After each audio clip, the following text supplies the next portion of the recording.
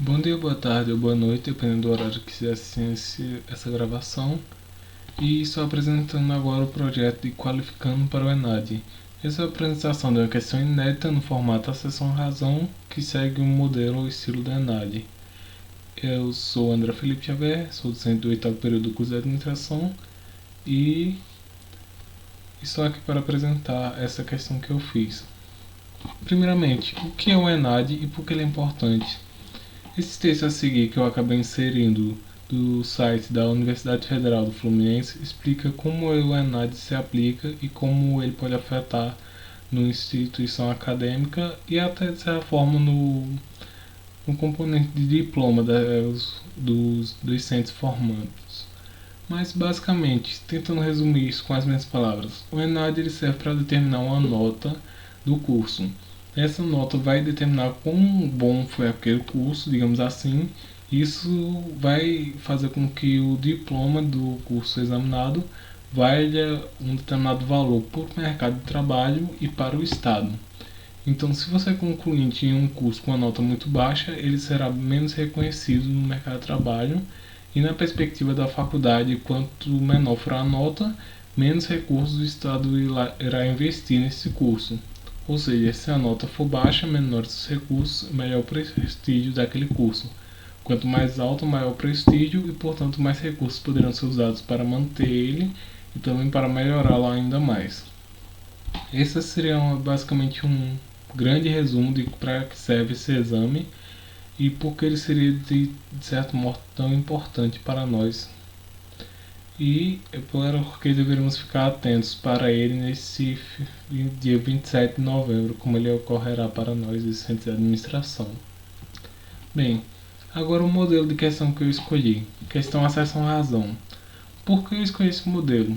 Tentando explicar brevemente o que seria uma questão acessão-razão, e esse tipo de questão tem como intuito julgar o conhecimento básico interpretativo sobre um assunto a partir da comparação entre duas afirmativas ou asserções com um porquê entre elas, cuja função é determinar se as afirmativas estão corretas ou não e se elas estão relacionadas ao ponto da segunda afirmativa e justificar a primeira ou não.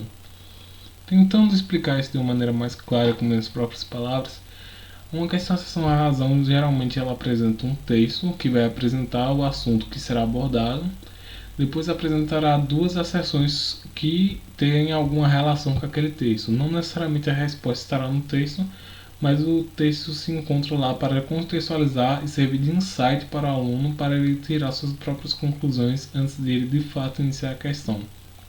Entre as asserções, a ideia é com que a justificativa da primeira se encontre na segunda asserção e por isso existe um porquê bem destacado entre as duas.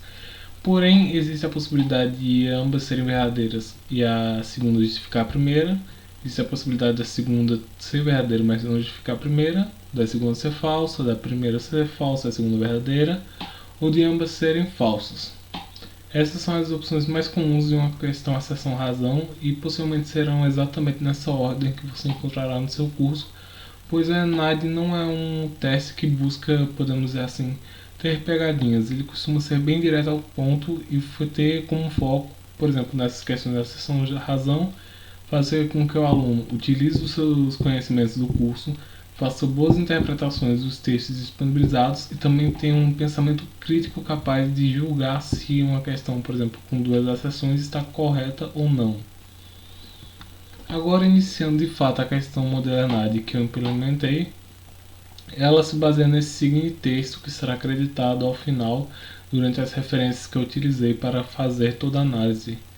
Mas apresentando de fato o texto e a questão, manter um bom elenco de benefícios significa mobilizar recursos e pessoas para implementar e administrar os programas. Isso implica funcionários, instalações, materiais e equipamentos.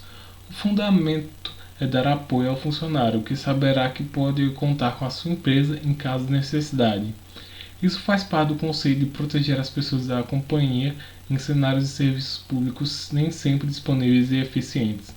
No Brasil, nesses anos recentes, apenas para citar um exemplo, os serviços médicos da população estão relacionados à capacidade de pagamento, já que o Estado não tem conseguido prestar uma assistência de qualidade.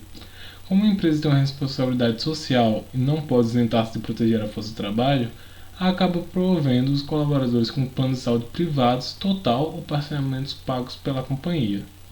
O empregado, em contrapartida, identifica-se com sua empresa e, motivado, oferece uma dedicação leal e decidida aos trabalhos da organização. Essa abordagem não tem a visão unânime de todos os profissionais que a classificam de assistencialista e afirmam que isso não é papel da empresa.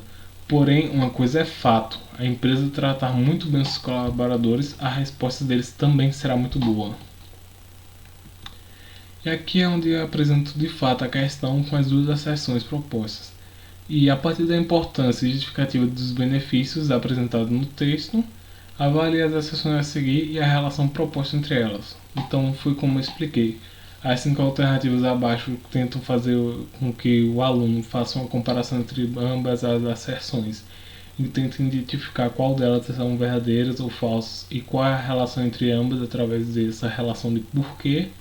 E as asserções nesse caso são: primeira asserção: mesmo que a prestação dos benefícios por meio da gestão de afeto e de competências seja de fato positivo para os resultados da empresa, é um desafio compreender matematicamente como isso impacta na produtividade e na eficiência dos operários, porque é difícil fazer a mensuração dos efeitos dos benefícios na produção por se levar em conta variáveis e métodos distintos que nem sempre permitem a criação de uma função de produção verossímil. Então, a respeito dessas afirmações, assinale a opção correta. E como podem ver, são as mesmas opções que eu já listei anteriormente e vocês podem pausar para tentar responder por conta própria. Bem, usando os conhecimentos que eu estudei para fazer essa questão e aplicá-la, eu cheguei à seguinte resposta: que a resposta dessa questão seria a alternativa A. Por quê? Tendo em vista que um dos desafios do RH, recursos humanos, é entender como os gastos e os benefícios afetam os lucros por meio da relação da motivação com o aumento na produção e na eficiência dos empregados. Ou seja, ambas as asserções estariam corretas, pois a primeira basicamente aborda aquilo que já foi apresentado no texto, como a ideia de que planos de saúde são normalmente benefícios dados ao funcionário para motivá-lo, e que como o funcionário está motivado, segue até mesmo a última fala apresentada no texto anterior, que esse efeito positivo gerará uma reação boa dos funcionários.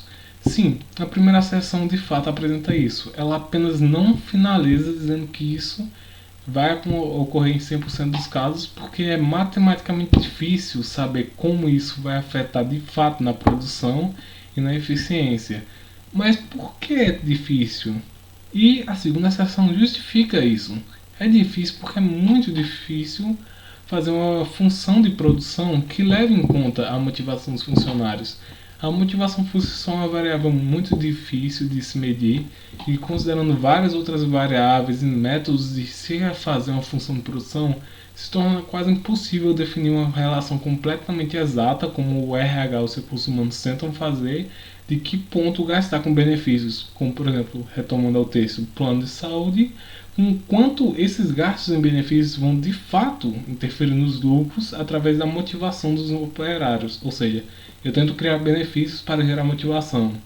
Essa motivação gera lucros. Mas como exatamente matematicamente esses três se conectam?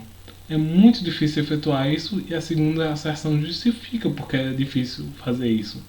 Então ambas estão verdadeiras e a segunda de fato justifica a primeira. Logo, a resposta correta, alternativa A.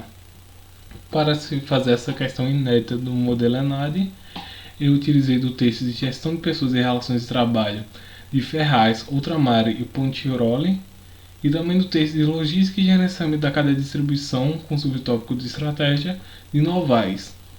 E o texto apresentado na questão que eu falei que ia acreditar ao final é a terceira edição do livro de Gestão de Pessoas de Ribeiro. Bem, agradeço pela atenção e estou encerrando agora essa gravação e desejo boa sorte no exame que está por vir.